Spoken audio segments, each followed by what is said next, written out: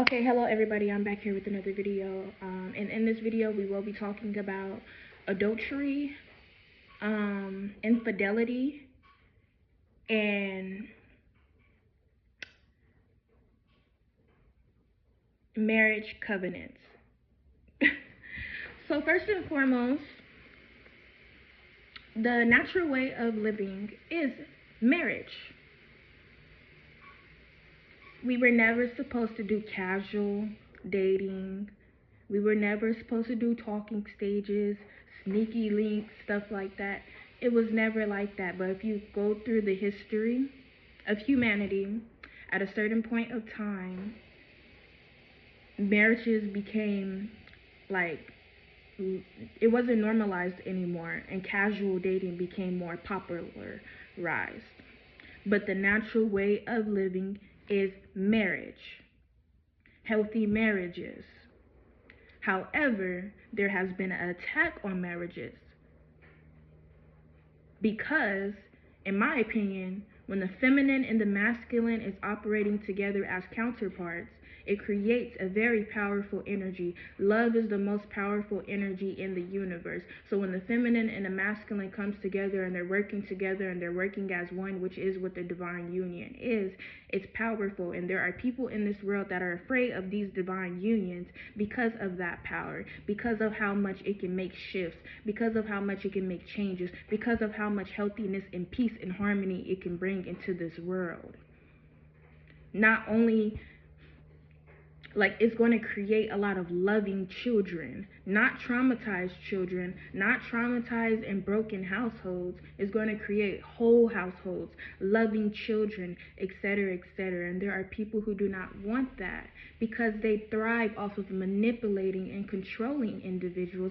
So this is why marriages have been underneath attack and are underneath attack. This is why some people, they like to break up happy homes.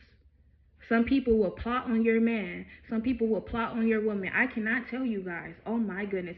Every man, every boy that I ever had when I was a girl, and every man that I ever had when I am a woman, there's always a woman out there who always tries to seduce my man and take my man. I've been dealing with this since childhood. And a lot of these men, they do not have the discipline to control themselves, and they fall victim to these traps that the enemy has set for them.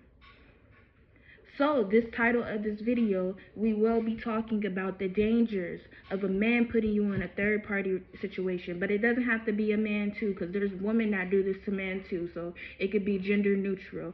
Basically, the dangers of a person putting you in a third party situation. What is a third party situation? When you are dealing with somebody, you're dating with somebody, and they're doing infidelity, they're doing adultery, they're cheating on you. Oh goodness, sorry y'all for that. They're cheating on you. They're bringing other people in the relationship. That's a third party.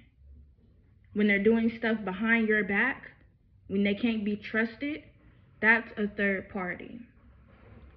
So the dangers of dealing with somebody putting you in a third party is really dangerous, because these people that they be putting you in a third party with, a lot of these people, their mental health, they're mentally unstable. They be stalking these people. They want to be with these people, especially when it comes to another woman. They be having a problem with the wife. Have you guys seen that video? It's this video where basically the side chick, she ended up finding the man's address, and she's sitting there crying on his doorstep, talking about how she want to be with him, and she mad because he didn't want to leave his wife and stuff like that. Situations like this puts you in danger. You will never know what these people are capable of. There's another situation where this man, he has multiple baby mamas, right? So one baby mama, and I'm sorry to talk about this, but I do have to utilize this as an example. There's one baby mama, she sliced up the other baby mama, and the baby mama, she was pregnant during that time. She sliced her up. This is how they operate. This is why when a man puts me in a third party situation, I cut that man off, because you don't care about my life.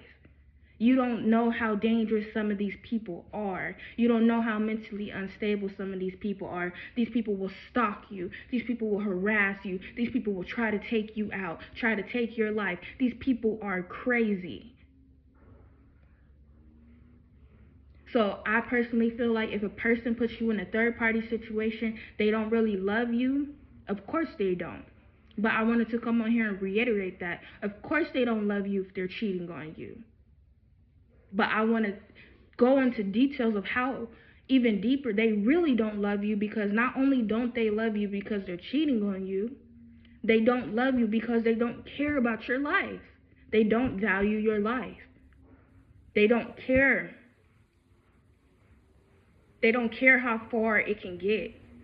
And there's some people that like multiple people to fight over them because it boosts their ego. So they like to put women against each other, or they like to put men against each other because it makes them feel wanted.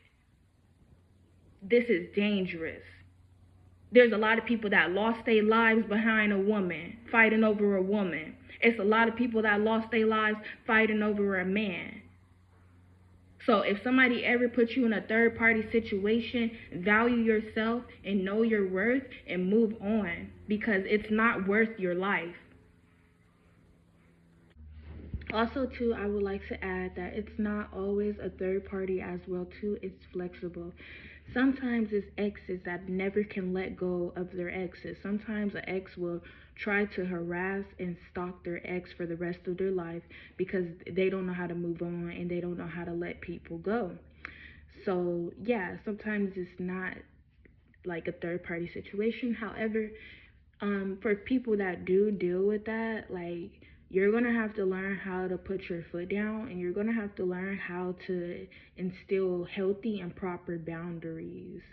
Yeah, because there's a lot of people that be having exes that like don't want to let them go, and they be on some real mentally unstable type stuff, and they be like, oh, if I can't have you, nobody else can have you. This is why some people, like, they stalk their ex's new girlfriends or new boyfriends. Like, this is unhealthy behavior, in my opinion. Like, if it's like minimized, it's okay, but this is like obsessive behavior, and it's unhealthy, and people like that are dangerous.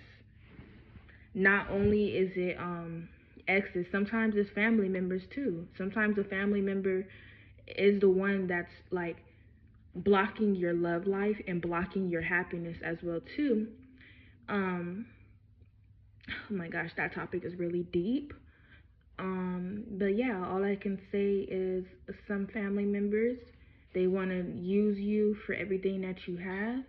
And this is why some mother-in-laws, not all, but some mother-in-laws, they be having a problem with their daughter-in-law because they want to be like the only one in the picture. Like, especially if a man is a provider, if he's consistently giving to that woman, to the mother, and the mother isn't like a healthy woman and she doesn't operate in her healthy energy, like healthy feminine energy, she will have a problem with the daughter-in-law because she will view her like competition. Like, oh, she's going to get in the way with my money, or she's going to get in the way with, my treatment or whatever.